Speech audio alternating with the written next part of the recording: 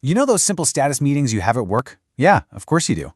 But what if I told you that meeting isn't just a one-hour event? It's actually a multi-week project. And every project, even one that seems simple, has this hidden timeline, a secret sequence of steps that dictates the absolute fastest it can possibly get done. Today, we're going to uncover that secret. So, the big question is, what's the absolute fastest way to get any project done? How do you find that hidden timeline? Is it just a lucky guess, a hopeful estimate? Nope, not at all. There's actually a very clear, methodical way to figure out the shortest possible time for any project, and by the end of this, you'll know exactly how to find it.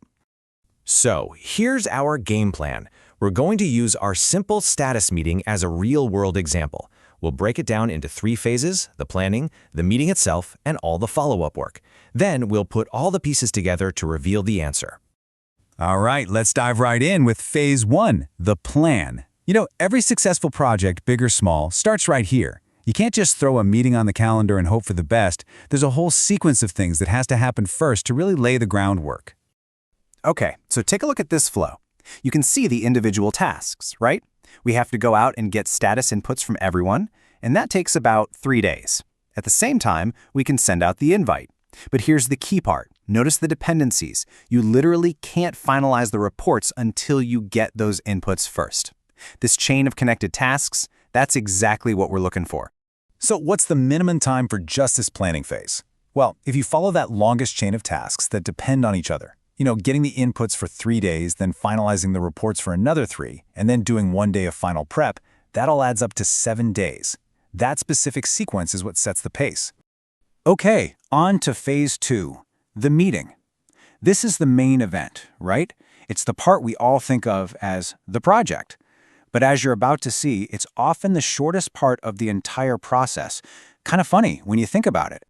So on the day of the meeting, there's another little chain of events. You've got to prep the room, actually hold the meeting, write down what was decided. Each step just flows right into the next.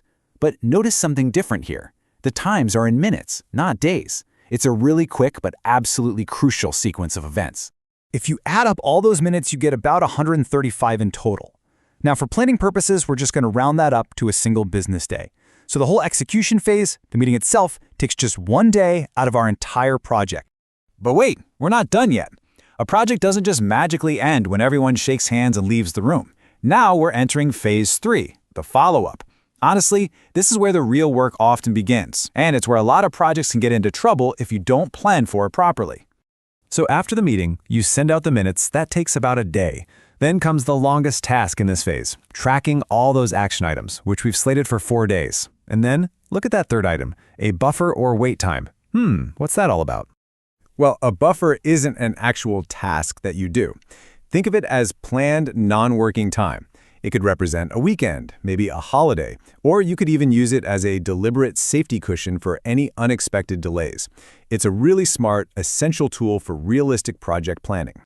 So, if we add up the longest path here, sending minutes, tracking the actions, that buffer day, and then prepping for the next cycle, that gives us a minimum of 7 days for the follow-up phase. We've done it. We now have the duration for all 3 parts of our project. Okay, this is it. We've broken down our simple little meeting into all of its core pieces, and we've calculated the minimum time for each phase. Now it's time to put it all together and finally answer that question we started with. Let's just do a quick recap. We've got 7 days for planning, just 1 day for the actual meeting, and then another 7 days for all the follow-up actions. The structure is now crystal clear. So, what's the grand total? 15 days. That's it. From the very first planning step to the very last follow-up action, the absolute rock-bottom minimum time to complete this entire status meeting project is 15 days. And this number isn't a guess. It's a calculation. And it has a very, very important name. This is the critical path. That 15-day timeline is the longest sequence of tasks that all depend on each other. It has zero wiggle room, what we call zero slack. That means if any single task on this path gets delayed by even 1 day, the entire project gets delayed by 1 day. This is that secret timeline we set out to find. And because it's so incredibly important, project managers have a really simple way to make it stand out. In pretty much any project plan you'll ever see, the critical path is almost always highlighted in bright red. It's like a visual warning sign that screams, "Hey, pay attention to me. This is the timeline that truly matters." So, what are the big takeaways here? Well, It really just boils down to 3 simple things. First, always map out your task dependencies. Figure out what has to happen before what. Second, be realistic and use buffers to account for weekends or other non-working time. And third, break those huge projects down into smaller, more manageable phases. If you do these 3 things, finding the critical path becomes surprisingly easy. By finding that one longest, unchangeable sequence of tasks, you uncover the true timeline of your work. You're no longer guessing. You're in control, you can manage expectations, and you know exactly where to focus your energy to keep things on track. So the only question left is, what's the critical path for your next project?